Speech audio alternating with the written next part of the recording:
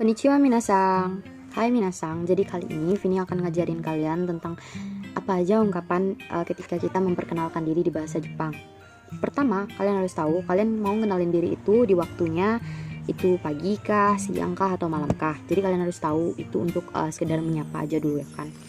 Kalau kalian misalnya mau memperkenalkan diri kalian di pagi hari, maka kalian bilang sapaannya Ohayo gozaimasu minasang, artinya selamat pagi teman-teman gitu kan. Kalau kaliannya siang, bilang aja konnichiwa minasang, selamat siang teman-teman gitu kan. Terus kalau kalian mau nyapanya malam, konbanwa minasang, itu artinya selamat malam teman-teman.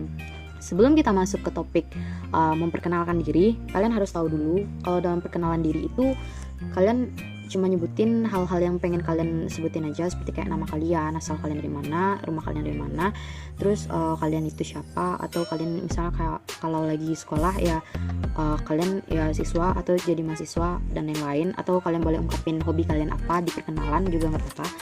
Yang penting tidak ada bersangkutan urusan pribadi kalian sendiri. Kalau kalian mau ungkapin pribadi kalian gimana ya no problem, up to you guys. Dan kali ini kita masuk ke topiknya lagi.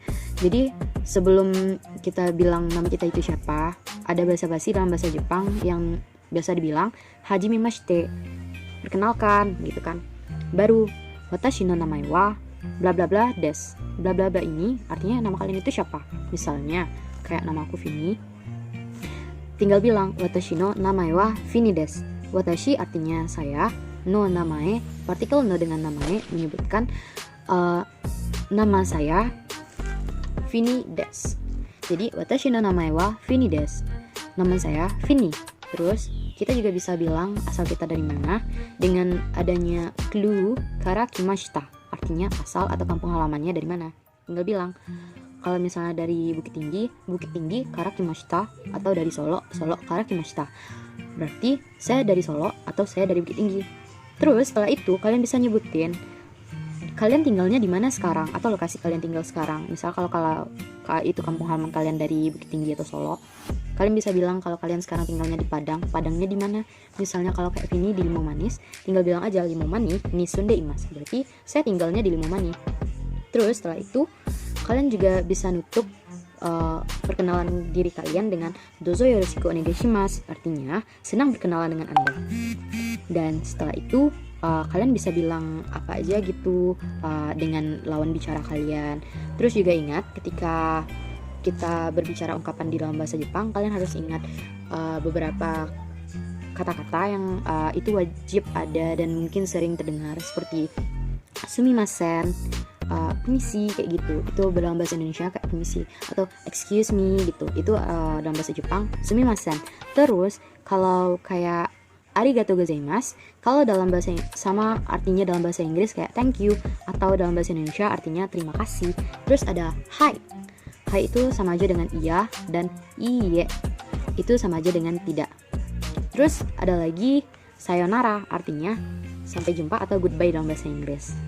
Oke, kita akan ke next topik selanjutnya. Di next topik kali ini kita akan belajar tentang shumi atau kesukaan atau hobi. Shumi bisa dibilang hobi kita apa atau kesukaan kita dalam bentuk makanan atau dalam apapun itu, pokoknya dibilang shumi dalam bahasa Jepang. Pola kalimatnya sendiri adalah watashi no shumi wa, hobi kalian apa atau kesukaan kalian apa, baru des. Misalnya kalian ada hobinya itu menari. Kalau dalam bahasa Jepang menari itu dansu, dari serapan kalimat bahasa Inggris dance, kayak gitu. Kalian bisa mengungkapinya seperti ini, watashi no shumi wa dansu des. Atau kalian memiliki hobi yang lebih dari satu atau lebih dari dua, kalian tinggal nambahin partikel to setelah hobi satu to, hobi dua to, hobi tiga to, baru des.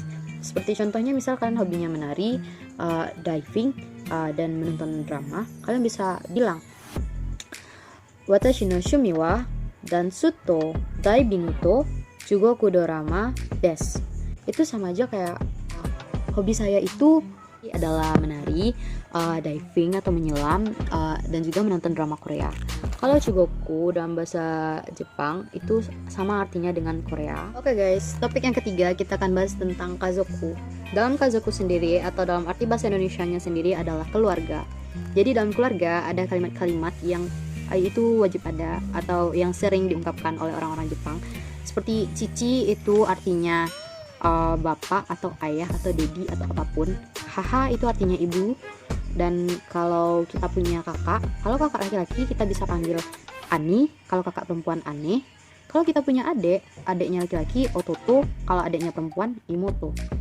Dan sebelum itu kita juga harus tahu dalam setiap keluarga itu ada berapa banyak orang, atau ada lebih dari satu orang gitu, atau 2 orang atau 3 orang. Dalam penyebutannya sendiri jumlah orangnya berapa ditambah nin. Kalau misalnya ada 3 orang, san nin. Kalian ingat kan ichi ni san yon go roku shichi hachi dan lain-lain. Kalian tinggal nambahin jumlah orang dengan partikel nin. Tapi ada 2 pengecualian pada 1 orang dan 2 orang. Kalau 1 orang sendiri kita sering sebut itu namanya hitori, dan kalau 2 orang itu futari.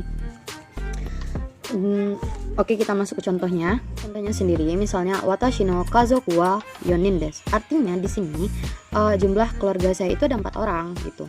Kita bilang lagi, cici to, haha to, ototo to, watashi desu. Itu kita bilang ada bapak, ada ibu, ada adik laki-laki, dan saya sendiri gitu.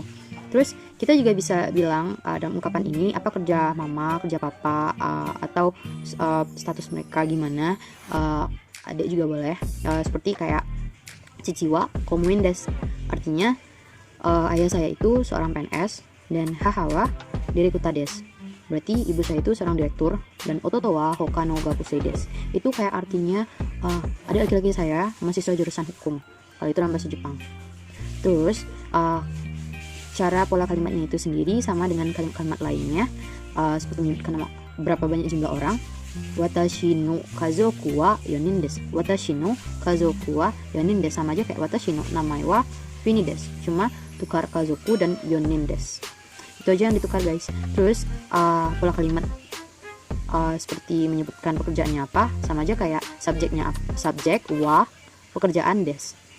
Kayak yang tadi cici wa komuin des. Berarti cici sebagai subjek ditambah artikel wa ditambah pekerjaannya apa baru des. Dan sekian 3 topik yang telah Vini sampaikan, semoga bermanfaat dan semoga nilai ujian akhir basic Japan Vini dapat nilai A. Amin. Thank you sensei udah ngajar 1 semester, and see you next semester sensei.